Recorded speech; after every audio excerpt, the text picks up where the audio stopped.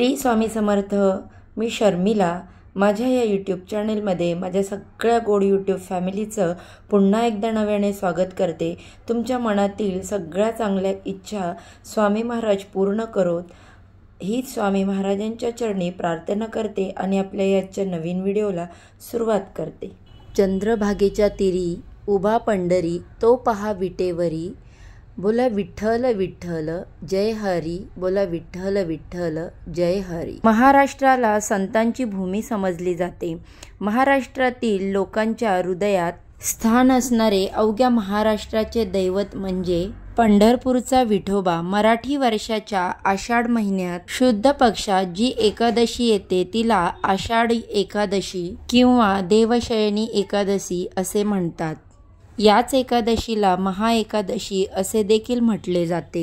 वर्षातील 24 एकादशींपैकी आषाढी एकादशीला अनन्यसाधारण असे महत्त्व दिले गेलेले आहे. कारण याच एकादशीला महाराष्ट्रातील लाखो भाविक वारकरी वारी घेऊन पायी पंढरपूरला जातात. जीवनात एकदा तरी वारी अनुभवावी असे म्हटले जाते. 800 वर्षापासून वारीची ही परंपरा पाळली जात आहे. आषाढी एकादशीपासून चातुर्मासाची सुरुवात होते. आषाढी एकादशीला भगवान श्री हरी विष्णू शेषनागावरती निद्रा अवस्थेत जातात आणि चातुर्मासानंतर कार्तिक एकादशीला म्हणजेच देव उठणी एकादशीला ते जागे होतात. या आषाढी एकादशीला आळंदीवरून ज्ञानेश्वरांची, देहूवरून तुकारामांची, त्र्यंबकेश्वरेतून संत निवृत्तीनाथांची आणि उत्तर भारतातून कबीर यांची आणि पैठणवरून एकनाथ महाराजांची पालखी पंढरपूरला विठोबाच्या दर्शनासाठी येतात. आणि या पालख्यांबरोबरच सर्व भाविक पायी विठू नामाचा गजर करत पंढरपूरला येतात.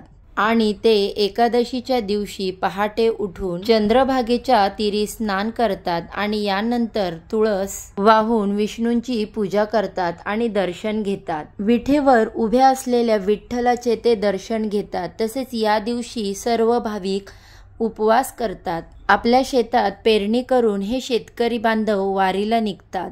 पंढरपूरला विठोबाच्या पायी मस्तक ठेवून यंदाची सुगी चांगली येऊ दे असे विठ्ठलाला आशीर्वाद मागतात. तसेच अवघ्या मानव जातीवरती कोणतंही संकट येऊ देऊ नका असं मागणं ते विठोबाकडे मागतात. मोठ्या भक्तिभावाने महाराष्ट्रातून लाखो भाविक ही परंपरा पाळताना दिसून येतात. यंदा 6 जुलै 2025 म्हणजेच रविवारी ही एकादशी म्हणजेच आषाढी एकादशी आलेली आहे. या आषाढी एकादशीला व्रतासोबतच काही प्रभावी उपाय आणि सेवा देखील केल्या जातात.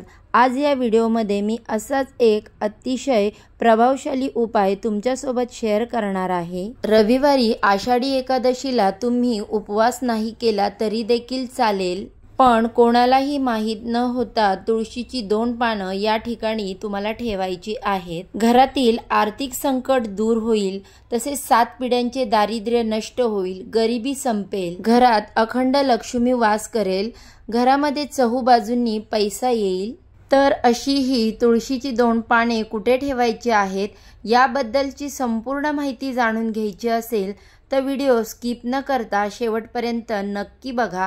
जर माझ्या चॅनेलवरती पहिल्यांदा नवीन आला असाल तर व्हिडिओला लाईक करा, चॅनेलला सबस्क्राईब करा आणि असेच नवनवीन माहितीपूर्ण व्हिडिओ पाहण्यासाठी बेल आयकॉनला देखील प्रेस करा, ज्यामुळे मी जेव्हा पण माझ्या चॅनेलवरती नवीन व्हिडिओ अपलोड करेल त्याचे नोटिफिकेशन अगदी सहजपणे तुमच्यापर्यंत पोहोचेल आणि तुम्ही एक पण व्हिडिओ मिस करणार नाही. तर बघा, आज या व्हिडिओमध्ये मी तुम्हाला जो उपाय सांगणार आहे तो उपाय तुम्हाला आषाढी एकादशीला करायचा आहे. सकाळपासून ते रात्री 12 वाजेपर्यंत हा उपाय तुम्ही तुमच्या वेळेनुसार कधीही करू शकता. या दिवशी ज्या घरामध्ये हा उपाय केला जाईल त्या घरावर माता लक्ष्मीची अखंड कृपा राहील.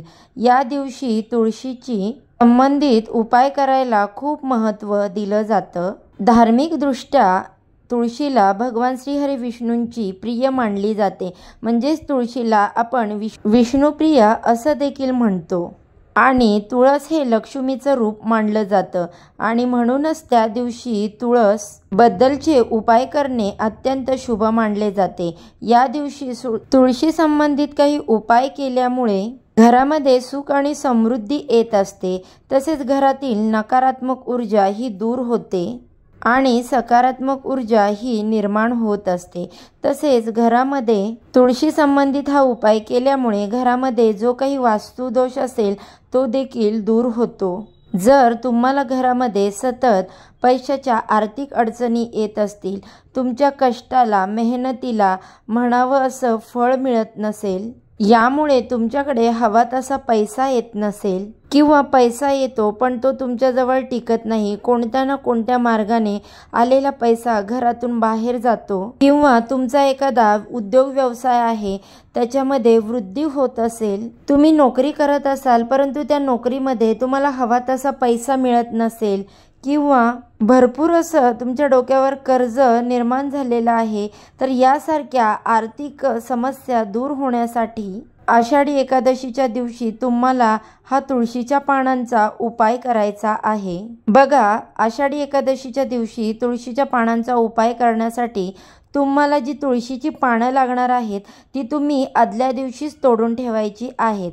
कारण बघा, एकादशीला तुळशीचं निर्जला व्रत असतं आणि आपण तुळशीची पानं तोडत नाही आणि हे व्रत जे असतं हे माता तुळशी आपल्या हरीसाठी करत असते. तिच्या व्रतामध्ये कोणताही अडथळा येऊ नये म्हणून एकादशीच्या दिवशी तुळशीची पानं तोडली जात नाही. म्हणून आदल्या दिवशीच तुम्हाला ही पानं तोडून ठेवायची आहेत.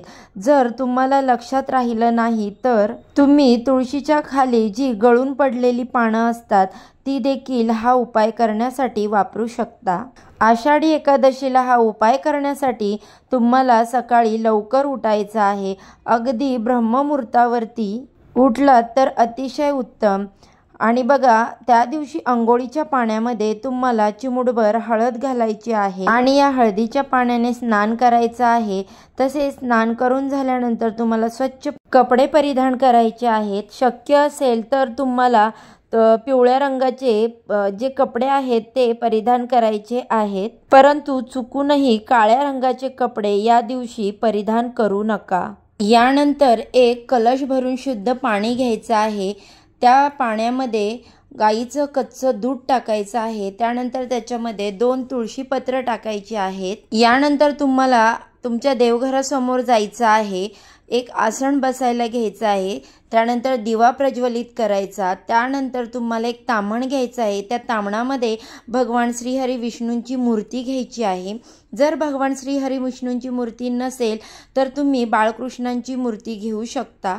त्या मूर्तीवरती तुम्हाला हे जे तुळशी पानं जे टाकून मिश्रित पाणी केलेलं असतं त्याचा अभिषेक करायचा आहे. आणि हा अभिषेक करत असताना ओम नमो भगवते वासुदेवाय नमः या मंत्राचा जप करायचा आहे किंवा तुम्ही विष्णू सहस्त्रनामाचं पठण देखील करू शकता. बघा, मी मगाशी सांगितल्याप्रमाणे तुमच्याकडे भगवान श्रीहरी विष्णूंची मूर्ती नसेल तर तुमच्या घरामध्ये विठ्ठलांची मूर्ती असेल तर त्या विठ्ठलांच्या मूर्तीवरती तुम्ही अभिषेक करू शकता. आणि विठ्ठलांची जरी मूर्ती नसेल तर बघा, प्रत्येकाच्या घरामध्ये देवाऱ्यात बाळकृष्ण हे असतातच, तर तुम्ही बाळकृष्णांच्या मूर्तीवर देखील हा अभिषेक करू शकता. कारण बघा, पंढरपूरचे विठुराय हे देखील भगवान श्रीहरी विष्णूंचेच अवतार आहेत किंवा बाळकृष्ण देखील भगवान श्रीहरी विष्णूंचेच अवतार मानले जातात. त्यामुळे यापैकी कोणतीही मूर्ती तुमच्याजवळ असेल तर त्या मूर्तीवरती तुम्हाला अभिषेक करायचा आहे. बघा, आषाढी एकादशीला आपण तुळशीपत्र टाकून या मिश्रित पाण्याने जेव्हा अभिषेक करतो तेव्हा भगवान श्रीहरी विष्णू आपल्यावरती प्रसन्न होतात आणि त्यांचा आपल्याला भरभरून आशीर्वाद प्राप्त होतो. कारण तुळशीच्या पानांशिवाय श्रीहरी विष्णूंची पूजा पूर्ण होत नाही आणि त्यामुळेच आपल्याला तुळशीची पाने पाण्यामध्ये घालून हे स्नान जे आहे ते घालायचं आहे. यानंतर ही मूर्ती तुम्हाला अभिषेक करून झाल्यानंतर स्वच्छ कपड्याने पुसून तुमच्या देवघरामध्ये ठेवायची आहे. त्या मूर्तीला हळदी कुंकू धूप दीप ओवाळून घ्यायचा आहे. अक्षता अर्पण करायच्या आहेत. पिवळ्या रंगाची फुलं तुम्हाला अर्पण करायची आहेत. तसेच पिवळ्या रंगाचा नैवेद्य, त्यामध्ये तुम्ही मिठाई लाडू काहीही नैवेद्य तुम्ही अर्पण करू शकता. आणि बघा, एक गोष्ट लक्षात ठेवा, तुम्ही जेव्हा पण हा नैवेद्य अर्पण करणार आहात त्यावेळेस 2 तुळशीपत्र तुम्हाला त्या नैवेद्यावरती पालती ठेवायची आहेत, कारण तुळशीपत्राशिवाय भगवान श्रीहरी विष्णू नैवेद्य ग्रहण करत नाहीत। म्हणून आवर्जून तुम्हाला 2 तुळशीपत्र नैवेद्यावर ठेवायची आहेत। त्यानंतर हात जोडून भगवान विष्णूंकडे तुमच्या कुटुंबात नेहमी सुख, शांती, वृद्धी कायम टिकून राहावी, सर्व कामामध्ये यश यावे, घेतलेले काम हाती पूर्ण व्हावे यासाठी मनोभावे प्रार्थना करायची आहे। तसेच या दिवशी तुम्ही भगवान श्रीहरींच्या मूर्तीसमोर बसून विष्णू सहस्त्रनामांचं पठण देखील करायचं आहे। या दिवशी विष्णू सहस्त्रनामाचं पठण करणं अत्यंत शुभ मानलं जातं। ही अतिशय उच्च कोटींची सेवा आहे, त्यामुळे तुम्ही श्रवण करा किंवा मग तुम्हाला जमल्यास तुम्ही पठण देखील करू शकता। तर अशा पद्धतीने तुम्हाला हा अत्यंत प्रभावी उपाय आहे तो आषाढी एकादशीच्या दिवशी करायचा आहे। व्हिडिओ जर तुम्हाला आवडला तर लाईक करा, चॅनलला सबस्क्राईब करा आणि असेच नवनवीन व्हिडिओ पाहण्यासाठी बेल आयकॉन प्रेस करा। चला तर मग आजच्या व्हिडिओचा इथेच एंड करते। उद्या अशाच छानशा माहितीसोबत पुन्हा नव्याने भेटू। सर्वांना श्री स्वामी समर्थ।